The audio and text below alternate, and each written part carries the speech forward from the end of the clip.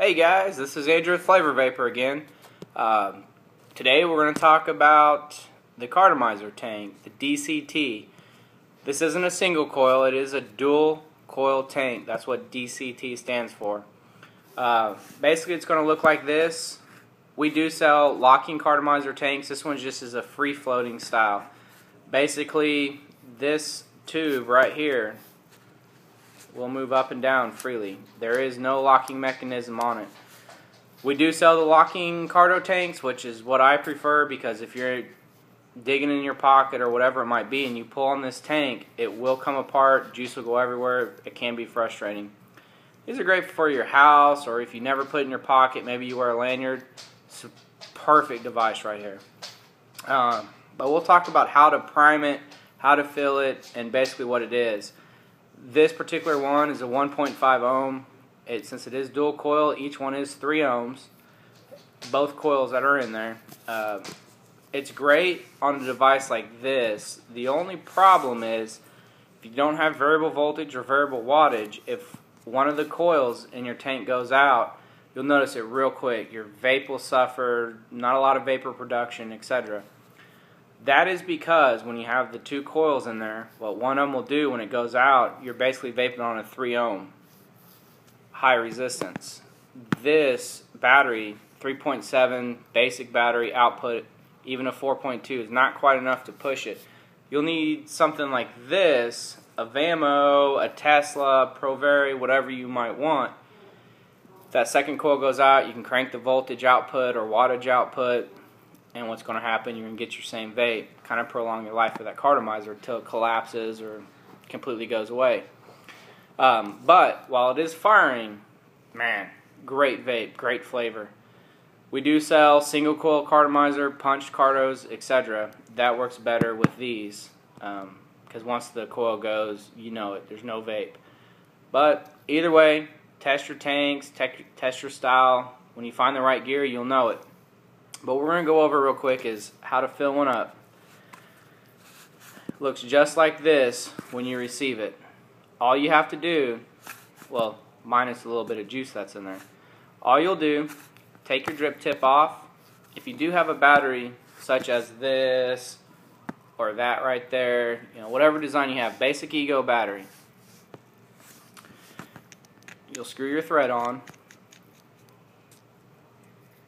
And there are sleeves or thread covers, whatever you want to call them, that can cover up that gap, so it's much more aesthetic looking.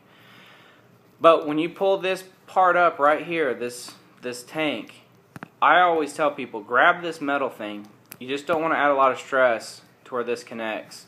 No matter what it is, a Joytech, whatever, this is the main stress point. It will give eventually. I don't care what brand it is. Grab that metal part, grab your tank, and just ease it up. Don't yank it, because what's going to happen is you're going to pull that sucker off there. Juice is going to go everywhere, and you'll probably say a few choice words and have to go to church the next day. So all you'll do is pull that up gently. Once I have it up, I'm just going to pour this e-juice right in the side, just like I would with a wick system. As you can see, it's filling up, it's filling up, it's filling up. And I'm going to get it to whatever level I like it at. And then the more you get better at it, etc., you can push down a little farther, get more juice in there. There's several methods. You have the thermometer method. Some people like, they'll put their juice in there, shake the cartomizer. That pushes the juice towards the end where the atomizer is. You'll do that repeatedly. I personally don't prefer that method. I just feel it's a waste of time. But Tim, one of our workers, he thinks what I do is a waste of time. So you just have to experiment to whatever way you like to prime it. And again, you'll only prime it the first time that you put your cartomizer in there. So now that I got my juice in there, all I'm going to do, put my top back on. Now I like to put my finger right where that air hole is, right at the bottom. I put it on there, and I just suck in.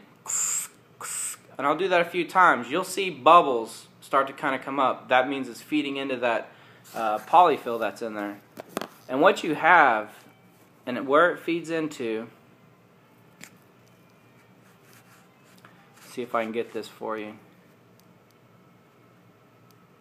I don't think you're going to be able to see it on here. Let's see if I can get it close enough. See that small little hole right there? Yeah, there we go. Right there. That's where the juice is feeding into. That's going to be at the bottom of your tank when you push it down. So it's sitting somewhere right around in here. Great flavor on these. Wonderful vape.